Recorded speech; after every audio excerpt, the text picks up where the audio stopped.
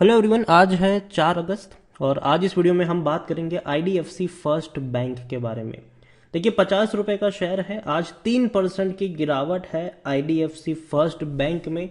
जबकि bank Nifty की मैं बात करूं तो बैंक निफ्टी आज के दिन में 700 पॉइंट ऊपर है। बैंक निफ्टी में इतना बड़ा जोर है, लेकिन आईडीएफसी फर्स्ट बैंक के शेयर में कोई तेजी नहीं देखने को मिल रही है। जो बड़े बैंक्स हैं वो दम भर रहे हैं, चाहे एचडीएफसी हो, आईसीआईसीआई हो, यहां पर दमदार रैली आ रही है, लेकिन आईडीएफसी फर्स्ट बैंक पार्टिसिपेट नहीं कर रहा है।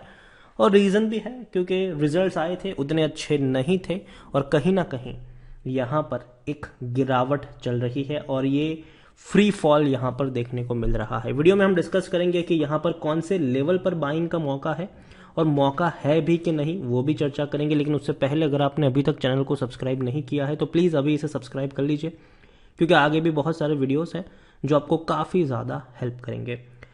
तो आईडीएफसी फर्स्ट बैंक 50 रुपए का शेयर, एक महीने में अगर हम देखें तो पिछले एक महीने में 7.5% की गिरावट है।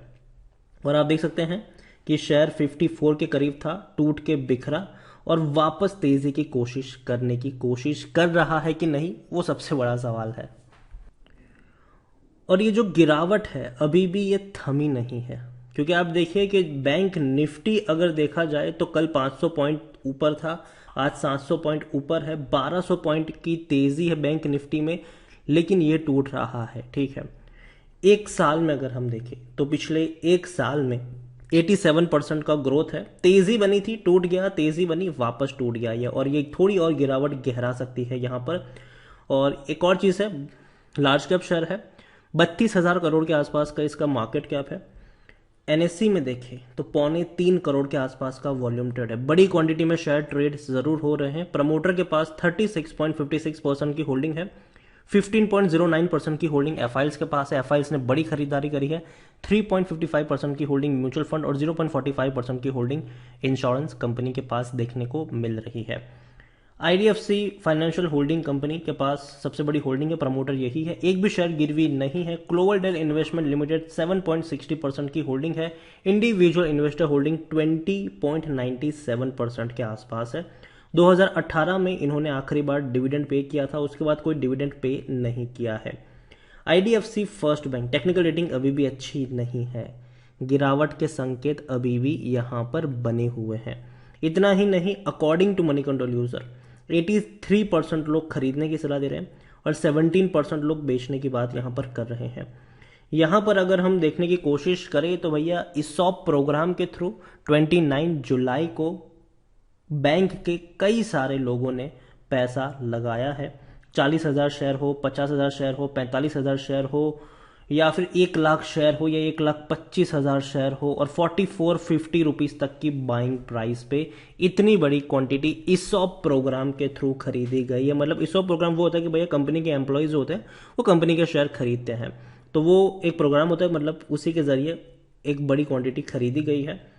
रेवेन्यू में लगातार तेजी है, अच्छी बात है। 8,500 करोड़ के रेवेन्यू 16,000 करोड़ तक पहुंचे हैं।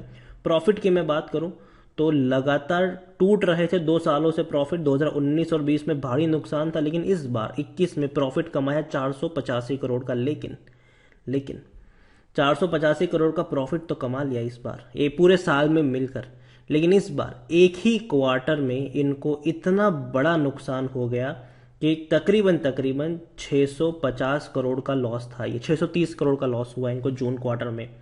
एक ही क्वार्टर में बड़ा नुकसान हुआ, और ये इसी नुकसान के चलते, क्योंकि देखिए हायर प्रोविजनिंग इनको करनी पड़ी थी, और इसी नुकसान के चलते शेयर टूट के बिखर गया ये शेयर।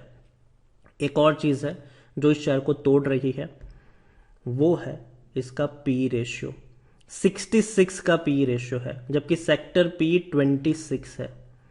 तो आप समझ सकते हैं कि कितने हायर प्राइस के ऊपर ये ट्रेड कर रहा है, काफी हायर प्राइस। और जब भी मैंने आईडीएफसी फर्स्ट बैंक पे वीडियो बनाया है, ये चीज मैंने हमेशा दिखाई है कि देखिए यहां पर खरीदारी करते हुए थोड़ा सा सावधानी बरतने की जरूरत इसीलिए भी है, क्योंकि देखिए बहुत हाई प्राइस पर है, ये बहुत हाई रेशियो के ऊपर ट्रेड कर रहा है। मतलब चांसेस ज़्यादा है कि जब बेयर मार्केट आएगा तो भैया टूटने के चांसेस इसके ज़्यादा है, और कोई ऐसी बुरी खबर इसको तोड़ने का काम भी कर सकती है, जो बुरी खबर आ भी गई रिजल्ट के तौर पर, नतीजे के तौर पर। Q1 के जो रिजल्ट्स आए वो उतने अच्छे नहीं थे।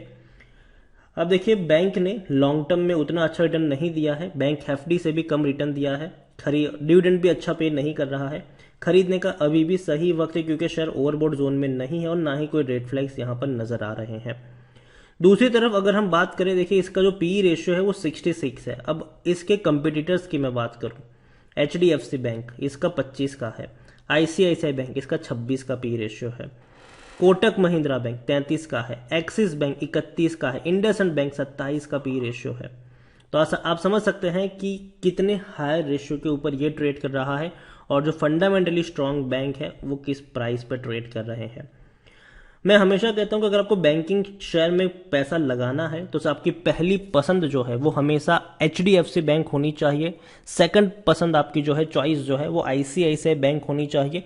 उसके बाद अगर आप चाहो तो IDFC फर्स्ट हो गया, यस बैंक हो गया, बाकी जो छोटे छोटे बैंक है, फेडरल बैंक हो गया, वहां पर आप एक हल्का फुल्का ट्रेड ले सकते हो। लेकिन एक बड़ा इन्वेस्टमेंट जो होता है बैंकिंग शेयर में, वो मेरे हिसाब से HDFC और ICICI में एक सेफ इन्वेस्टमेंट कहा जाता है। इतने हायर प्राइस पर है लेकिन आज भी इनका पी रेशियो देखिए कम है, सेक्टर पी से कम नजर आता है, और ये एक पॉजिटिव चीज़ है इनकी। और भैया डेफिनेटली एक अच्छी, कहते हैं कि स्ट्रेटेजी के साथ चलने वाले ये शेयर है। ओवरऑल IDFC फर्स्ट बैंक, हाँ जो रिजल्ट्स खराब आए, 630 करोड़ का इनको नुकसान हुआ है Q1 में हायर प्रोविजनिंग की वजह से, वो इनको एटलीस्ट 1 महीने तक तो परेशान कर सकता है, या हो सकता है कि 2-3 हफ्तों तक परेशान कर सकता है। अब इसको इस चीज से उभरने के लिए वक्त लगेगा, जब तक नेक्स्ट क्वार्टर के रिजल्ट नहीं आते और नेक्स्ट क्वार्टर के रिजल्ट्स अच्छे नहीं आते। याद रखिए, अगर इस क्वार्टर के जो रिजल्ट खराब आए, अगर अगले क्वार्टर के भी खराब आते तब तो ये भयंकर टूटेगा, लेकिन अगर नेक्स्ट क्वार्टर में अच्छे रिजल्ट आते हैं तो ये संभल सकता है। मेरे हिसाब से IDFC फर्स्ट बैंक देखिए बुरा बैंक नहीं है, रिकवर जरूर कर जाएगा।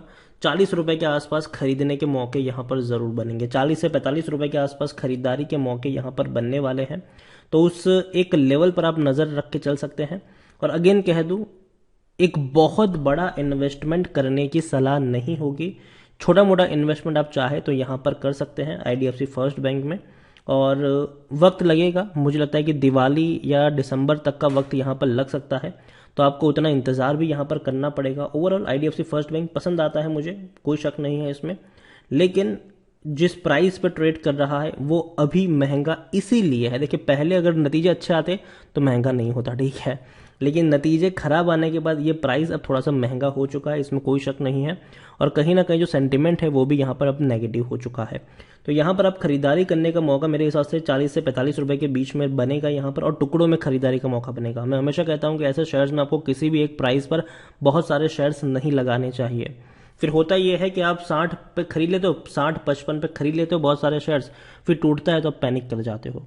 मैं हमेशा कहता हूं कि टुकड़ों में ही खरीदारी करनी चाहिए। 1000 खरीदने तो 200 खरीदो, हर 5 रुपए की गिरावट पे ऐड करते जाओ यहाँ पर, और लॉन्ग टर्म का प्लान लेके चलिए यहाँ पर। IDFC फर्स्ट बैंक डूबने वाला बैंक नहीं है, लेकिन हाँ कुछ हफ्ते इनके लिए खराब जरूर हो सकते हैं, लेकिन लॉन्ग टर्म में रिकवर भी कर जाएगा। वीडियो को यहीं पे एंड करूंगा, पसंद आया हो तो लाइक करें, शेयर करें, चैनल पर अगर पहली बार आए हैं तो प्लीज सब्सक्राइब करें। और IDFC फर्स्ट बैंक के बारे में आप क्या सोचते हैं वो भी आप मुझे कमेंट में लिखकर बता सकते हैं। Thank you.